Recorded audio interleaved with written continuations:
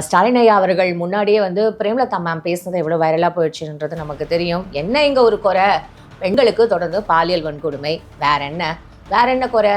பார்த்தாலும் பாலியல் வன்கொடுமை, போதை கலாச்சாரம் இருக்கு. இதை தவிர வேற என்ன சொல்ல முடியும்? பேமெண்ட் லதா என்ற பிரேமலதா.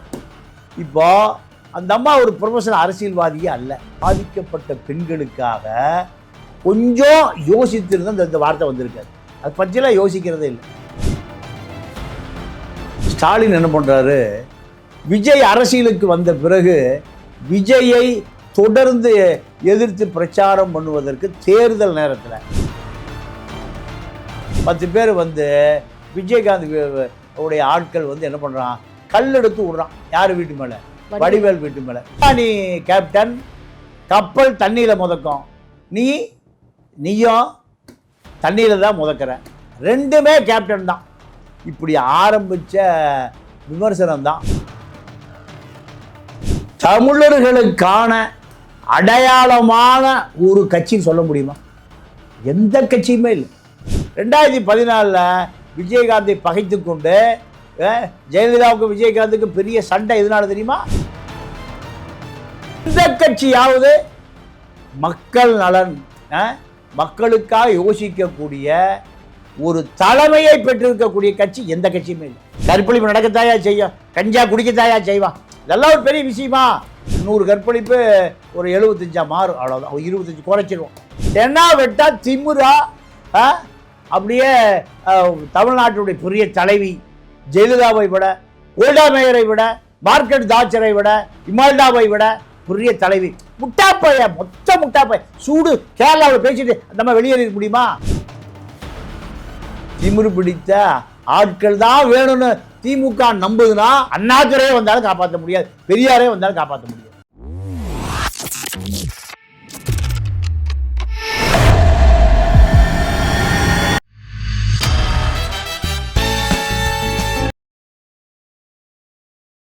பிபிடி சினிமா நேயர்கள் அனைவருக்கும் வணக்கம். இன்னைக்கு நம்மளோட மூத்த பத்திரிகையாளர் தமிழா பாண்டியன் அவர்கள் தான் நினைச்சிருக்காரு. நிகழ்ச்சிக்கு போகலாம். சார் வணக்கம். வணக்கம். எப்படி சார்? நல்லா இருக்கேன். இன்னும் நாட்கள் தான் இருக்கு.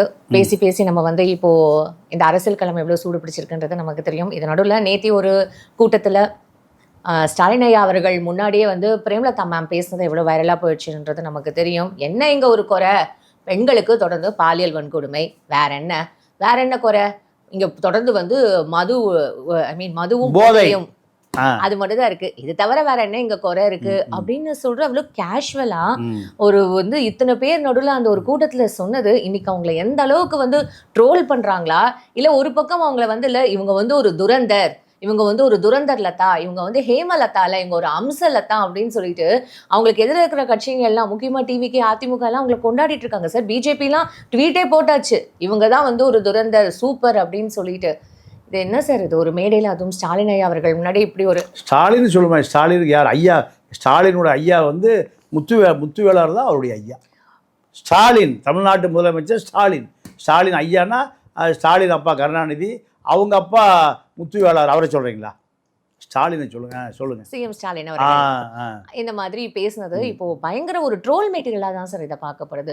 அது மட்டும் இல்லாமல் கமலஹாசன் அவர்களையும் போகிற போக்கில் வந்து கலாய்ச்சிட்டு போன மாதிரி தான் சார் பார்க்கப்படுது. நீங்கள் எப்படி சார் இது? ஆமாம், இந்த கூட்டணியே ஒரு பொருந்தா கூட்டணி. ஸ்டாலின் என்ன பண்ணுறாரு, விஜய் அரசியலுக்கு வந்த பிறகு விஜயை தொடர்ந்து எதிர்த்து பிரச்சாரம் பண்ணுவதற்கு தேர்தல் நேரத்தில், அதற்காகத்தான் கமலுக்கு நாடாளுமன்ற உறுப்பினர் பதவி கொடுக்கப்பட்டது. இப்போ கமல் சொல்லிட்டாரு, விஜய்க்கு நான் முன்னாடியும் போக மாட்டேன், பின்னாடியும் போக மாட்டேன், எனக்கு அறிவாலயத்துக்கு பின்னாடி தேனாம்பேட்டையில் என் வீடு, அங்கேருந்து நேராக கிளம்பி அறிவாலயம் வருவேன், ஒரு 1/2 கிலோமீட்டர், இதுக்கு மேலே என்னால் உழைக்க முடியாதுன்ட்டார். யார்? கமல்ஹாசன். இதுக்கு பிறகு தான் பொம்பளை கமலஹாசனை தேடி ஸ்டாலின் என்ன பண்ணுறாரு, நாயுடு முன்னேற்ற சங்க தலைவர் ஏவா வேலுகிட்ட சொல்லி எப்படியாவது அந்த அம்மாவை கொண்டு வா, விஜய் அடிப்பதற்கு அந்த அம்மா தான் சரியாக இருக்கும். இப்படி பேசி வளைத்து கொண்டு வரப்பட்டவர் தான் பேமெண்ட் லதா என்ற பிரேமலதா. இப்போ அந்த அம்மா ஒரு ப்ரொஃபஷனல் அரசியல்வாதியே அல்ல. திமுக கடந்த காலத்தில் விஜயகாந்த் அதிமுக கூட்டணியில் 2011 இணைந்த பிறகு வடிவேலுவை களமிறக்கிய கட்சி தான் திமுக. வடிவேலு திமுக பக்கம் களமிறங்குவதற்கு என்ன காரணம்னா, வடிவேலு வீடும் விஜயகாந்த் வீடும் ஒரே தெருவில் தான் இருக்கு. அந்த தெருவில் ஒரு நாள் ஷூட்டிங்கு முடிஞ்சு தள்ளாட்ட போதையில் நடந்து வர்றாரு வடிவேலு. ஏன் நடந்து வர்றாருன்னா, விஜயகாந்துடைய நெருங்கிய உறவினர் ஒருவர் இறந்து போயிட்டாங்க, அக்காவை முறை. அப்போ துக்கம் கேட்க வருகிற பூரா காரை கொண்டு அந்த வீதியில் நிறுத்திட்டு நடந்து போயிருக்காங்க. அப்போ தொடர்ந்து கார் போக முடியல, வடிவேலுடைய காரு போக முடியல. ஏன்டா கார் நிறுத்தி? இந்த சினிமாக்காரன் பூரா நீங்கள் இப்போ எனக்கு வடிவேலு ராஜகிரண் அலுவலகத்தில் ஆபீஸ் பாய் டீ வாங்கி கொடுத்துட்டு மிச்ச டீயை குடிச்சிட்டு இருந்த நபர் இன்னைக்கு பெரிய மல்டி மில்லியனர் இருக்கட்டும், அது வேறு விஷயம். ஆனால் வந்த பாதையை மறந்து விடுகிற நபர்கள் தான் இந்த கோடம்பாக்கம் களிசடைகள் பூரா. அப்போ நடந்து போதையில் வர்றாரு, ஒரு காரை எட்டி உதைக்கிறாரு. ஏன்டா அங்கே நிறுத்திருக்கீங்கிறாரு.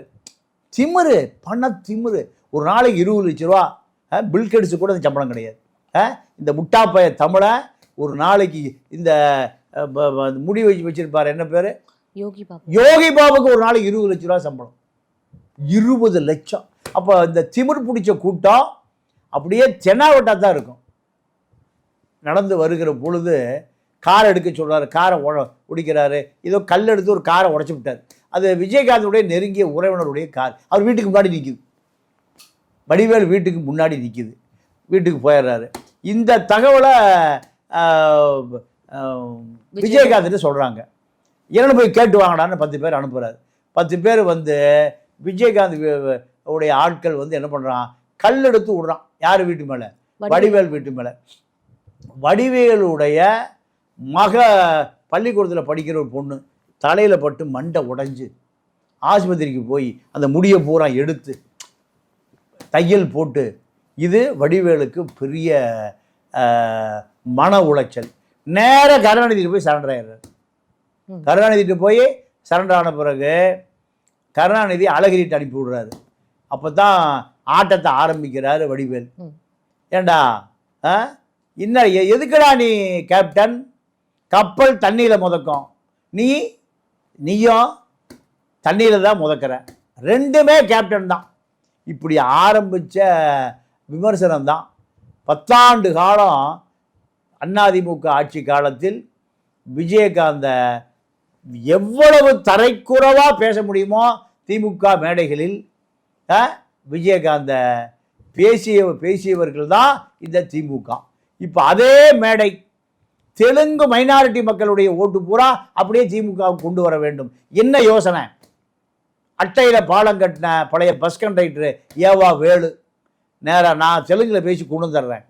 இப்படி தெலுங்கில் பேசி தெலுங்கில் மாట్లాடி கொண்டு வரப்பட்டவர் தான் இந்த பேமெண்ட் லதா. இப்போ சபரீஷை கூப்பிட்டு கொஞ்சம் கண்டிச்சிருக்காரு. ஏன்னா அவர் தான் பேமெண்ட் கொடுத்தது பேமெண்ட் லதாவுக்கு. ஸ்டாலின் கண்டிக்கல. ஏன்னா பெட்டி வாங்க போகும்போது யாரும் அந்தம்மா நம்பி போகாது, காரில் அந்தமாவே போகும், பெட்டியை பின்னாடி அடுக்கு. அப்போது நான் இதை இந்த மக்களுடைய அறியாமையை கோடிகளாக்குற அரசியல் கட்சி தான் தமிழ்நாட்டில் இருக்கிற அனைத்து கட்சிகளுமே.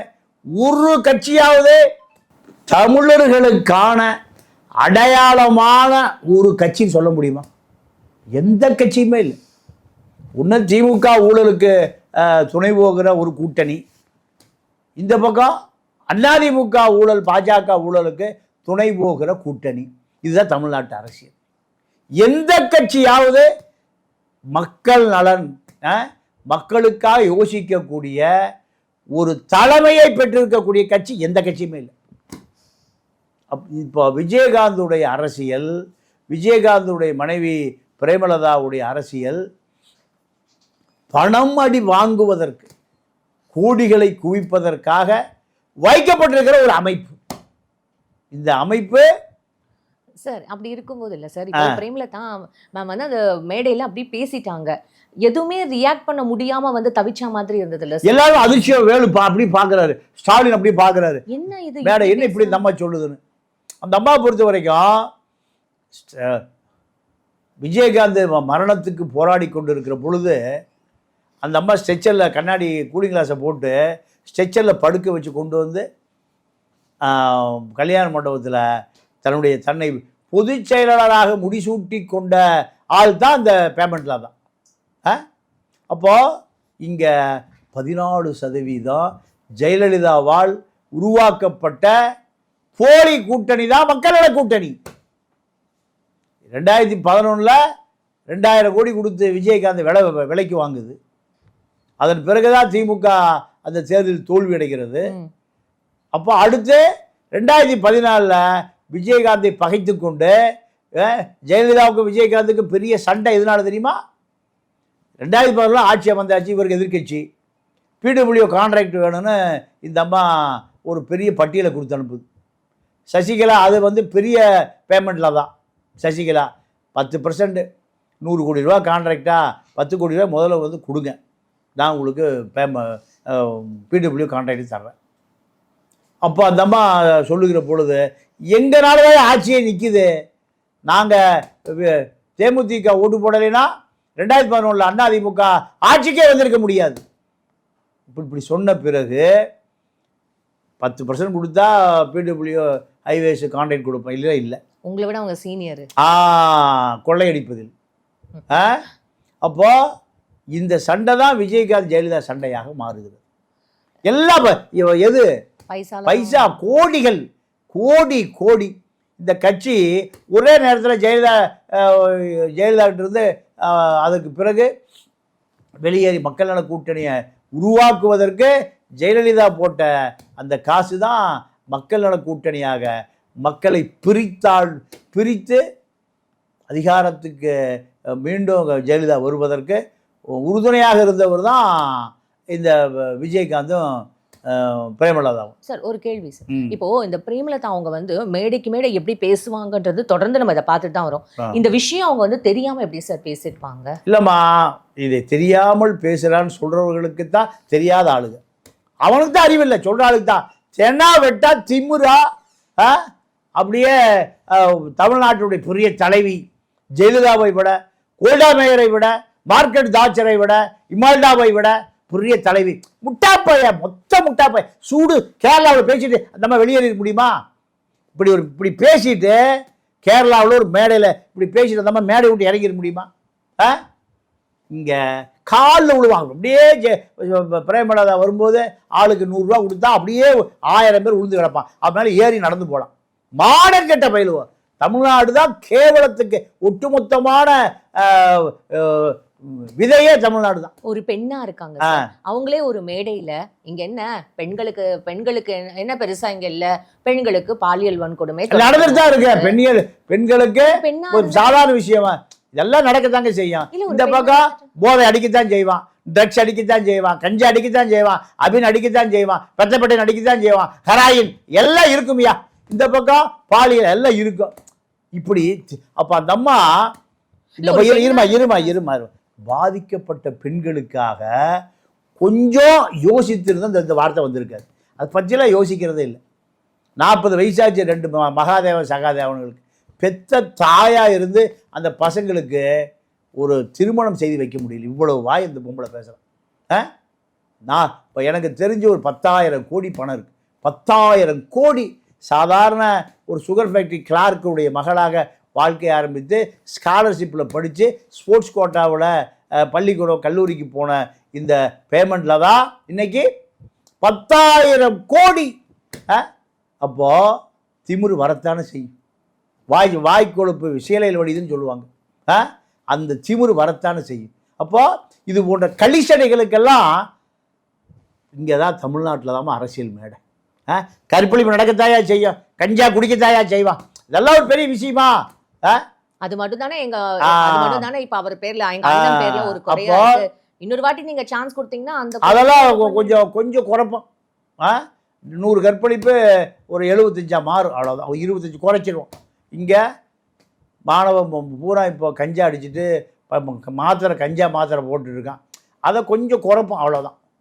அப்போது அந்த அம்மாவுக்கு அரசியலே தெரியாது, மக்களை பற்றி தெரியாது, சமூக நீதி தெரியாது. இன்னொரு ஜோக்கு சொல்லட்டுமா? 2014 மக்கள் நல கூட்டணிக்கு இந்த அம்மா விஜயகாந்தோட பேச்சுவார்த்தையில் கலந்துக்குது. அப்போ தான் சொல்லிச்சான், தெனாவட்டா கால்மே காலை போட்டுக்கிட்டு கம்யூனிஸ்டுகளை கூப்பிட்டு, கம்யூனிஸ்டுகளை போய் கம்யூனிஸ்ட்கார மார்க்ஸ், ஏங்கல்ஸு, லெனின் எல்லாம் போய் விஜயகாந்த் கல்யாண மண்டபத்தை துண்டை பிடிச்சி படுத்து கிடக்கிறாங்க.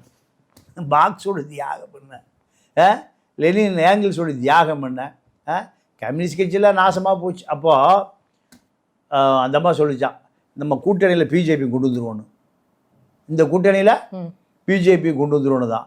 இப்போ 2 கம்யூனிஸ்டில் சொன்னாங்களா, பிஜேபி இருக்கிற கூட்டணியில் நாங்கள் இருக்க மாட்டோம் சார், நாங்கள் டெல்லியில் பேசிக்கிறோம், உங்கள் தலைமைக்கு டெல்லியோட பேசிக்கிறோம். யார் சொன்னது?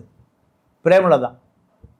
உங்கள் கம்யூனிஸ்ட் கட்சியுடைய தலைமையோடு நாங்கள் பேசிக்கிறோம் ஐயா, அவங்ககிட்ட பேசிட்டா நீங்கள் என்ன இல்லை லெட்டர் பேடு தானே பின்னாடி வந்துடுவீங்க. அப்போ இந்த அம்மாவுக்கு அகில உலக அளவில், இந்திய அளவில் கம்யூனிஸ்டுகளும் பிஜேபியும் எதிரெதிர் முகாம்ங்கிற அரசியலே தெரியல, அடிப்படையே தெரியல. எப்படி ஆளும் பாருங்க. இதெல்லாம் தங்க தலைவி, தங்க தாரகை, இன்னொரு நடமாடும் ஜெயலலிதா. இந்த நாடு விளங்குமா? இந்த கும்பலை கூட்டி வைத்து திமுக வெற்றி பெற நினைக்குது. மாப்பிள்ளை பணம் கொடுத்துருக்காரு. இப்போ எப்போ நான்லாம் பேச முடியாது, இப்போ நீ தானே ஓனதான் பொட்டி வாங்கிட்டு போச்சு, நீயே பேசு. அம்மா இப்படிலாம் பேசாதீங்க, யோசிச்சு பேசுங்க. நான் பேசுகிறதாயா யோசிச்சு, நான் சொல்கிறதா சட்டம். ஆமாம் ஆமாம், அப்படி தான் பேசுவேன். எனக்கு என்ன பேசணும்னு திருமாவளவன் சொன்னாலே நாங்கள் மதிக்கிறது இல்லை. நீ ஏமாத்துறோம், பொட்டியை கரெக்டாக வாங்கி எண்ணி வச்சுட்டு நான் பார்த்துக்கிறேன் போ. இப்படி தான் நடந்திருக்கு. இதுதான் ரெஸ்பான்ஸ். அந்த அம்மாவை யாரும் அடக்க முடியாது. காரணம், 10,000 கோடி பணம் இருந்தால் பஞ்ச பராரி கூட அடக்க முடியாது சார். இப்போ ஒரு பக்கம் இது ஒரு கேள்வி இருக்கு சார். இவங்க வந்து இந்த துரந்தர் ரேஞ்சில் அந்த மாதிரி பேசுறாங்கல்ல, அது ஒரு ஸ்பை மாதிரி பேசுறாங்கல்ல. ஸ்பையும் இல்ல பொய்யும் இல்லமா, வந்து டிஎம்கே குள்ள ஒரு ஸ்பையா போயிருக்காங்க. அதாவது இந்த ஏடிஎம்கே முட்டா பயலுக்கு முட்டா அப்படி இல்லை. அந்த அம்மாவை பொறுத்த வரைக்கும் எல்லா அரசியலும் எனக்கு தெரியும். தமிழக அரசியல் தெரியும், இந்திய அரசியல் தெரியும், தலித் அரசியல் தெரியும், எல்லாம் தெரியுமே எனக்கு. நீங்கள் அந்த அகங்காரம் வந்தாலே, அதாவது பெரியார் சொல்வார், ஒருவனுக்கு பக்தி உள்ளே போனால புத்தி வெளியேறிடுமா. இந்த அம்மாவுக்கு அந்த அகங்காரம், பணம், கூடி இப்படி பெரிய சொத்து, 1000 ஏக்கரா 2000 ஏக்கரா நிலபுலன், முதலமைச்சர் காத்திருக்காரு, பல பேர் கையை கட்டி நிற்கிறான். இதெல்லாம் இப்படி பார்த்த பிறகு இதே மனநிலை தான் ஜெயலலிதா இதே மன. இந்த அம்மா ஒரு ஜெயலலிதா இல்லை. இப்போ இந்த அம்மா பார்த்து தெரிஞ்சுக்கலாம். சாதாரணமாக இருந்த ஜெயலலிதா தமிழ்நாட்டினுடைய நாற்காலியில் முதலமைச்சராக அமர வைத்த பிறகு அவ்வளவு அகங்காரமும் திமிரும் ஆணவமும் வந்துருச்சு. பல தலைவர்கள் இருக்காங்க. நீங்கள் காமராஜர்கிட்ட ஒரு இளைஞனை கொண்டு போய் ஒரு முதியவர் நிறுத்தியிருக்கார். என்னன்னு கேட்டிருக்கார். இந்த பையன் மெடிக்கல் கம்பவுண்டர் வேலைக்கு ஒரு 3 மார்க்கு பத்தலை. இந்த பையன் சலவை தொழிலாளி பையன். யார் பையன்? எனக்கு சலவை தொழிலாளி பையன். இவனை எப்படியாவது ஒரு தயவு பண்ணி நீங்கள் ஏதாவது சேர்த்த முடியுமான்னு கூட்டிகிட்டு வந்தேன் அப்படின்னு. கூட்டிகிட்டு போனவர் ஒரு தியாகி. அந்த தியாகி என்ற பெயருக்கு பொருத்தமானவர். சொந்தக்கார பையனை கூட்டிகிட்டு போகல. யாரை கூட்டிகிட்டு போயிருக்காரு? சலவை தொழிலாளி பையனை கூட்டிகிட்டு போயிருக்காரு, விருதுநகர்லேருந்து. அப்போ காமராஜ் அப்படியே பார்த்துட்டு சொன்னாராம், போனை போடுறா அதிகாரிக்கு. போனை போட்டாராம், ஏப்பா இந்த ஆஸ்பத்திரியில் கம்பவுண்டர் ஒருத்தர் இருப்பாங்க, இந்த வேலைக்கு எத்தனை பேரை எடுக்கலாம்? இல்லையா, விருதுநகரில் 20 பேர் தான் ஐயா எடுக்க முடியும். சரி, இன்னொரு 5 பேர் எடு ஐயா, அதுக்கு 5 லட்ச ரூபா பணம் வேணும் ஐயா, முதலமைச்சர் ஃபண்டிலேருந்து தர்றேன், எடு. அப்போ தான் அந்த பையனை கூட சொன்னாராம், உன்னை இதை ஏன் தெரியுமா கொடுக்குறேன்? தியாகி கூட்டிகிட்டு வந்தார் என்பதால் கொடுக்கல, நீ ரொம்ப பவியமாக பணிவாக இருக்க அதுக்காக கொடுக்கல. உன் வீட்டை தாண்டி போகும்போது அந்த ஊர் மக்கள் இது ஒரு வண்ணார் வீடு. யார் வீடு? ஒரு வண்ணார் வீடு. இப்படி சொல்லிட்டு தான் போவான். நீ போய் அதிகாரியா மாறிட்டீன்னா என்ன சொல்லிட்டு போவான்? ஒரு அதிகாரியோ அதிகாரியுடைய வீடு. எப்படி யோசிச்சிருக்காரு பாரு காமராஜ். ஒரு ஒரு சலவை தொழிலாளியுடைய பையன் படிச்சு வந்திருக்கான், இவன் அந்த சமூகத்தையே மாத்திடுவான், அந்த வீதியவே மாத்திடுவான், பன்னார் தெருவியே மாத்திடுவான், அதிகாரி வீட்டா மாத்திடுவான். இப்படி யோசித்த தலைவர்கள் வாழ்ந்த இந்த அரசியலில் இந்த பேமெண்ட் லதாவை போல திமிரு பிடித்த ஆட்கள் தான் வேணும்னு திமுக நம்புதுன்னா திமுகவை உருவாக்கிய அண்ணாதுரையே வந்தாலும் காப்பாற்ற முடியாது, பெரியாரே வந்தாலும் காப்பாற்ற முடியாது. உண்மையாவே சார், இப்போ இந்த அரசியல் களம் எப்படி மாறப்போகுது, மக்களோட மனநிலை எந்த மாதிரி இருக்க போகுதுன்றது இந்த வரப்போகிற நாட்கள், இன்னும் ஒரு வாரம் தான், லெஸ் தேன் அ வீக், அதை கண்டிப்பாக டிசைட் பண்ணணும்னு நினைக்கிறேன். எல்லாரும் ரொம்ப அழகாக எல்லாத்துக்கும் எக்ஸ்பிளைன் பண்ணுறீங்க. உங்கள் நேரத்துக்கு ரொம்ப நன்றி, வணக்கம்.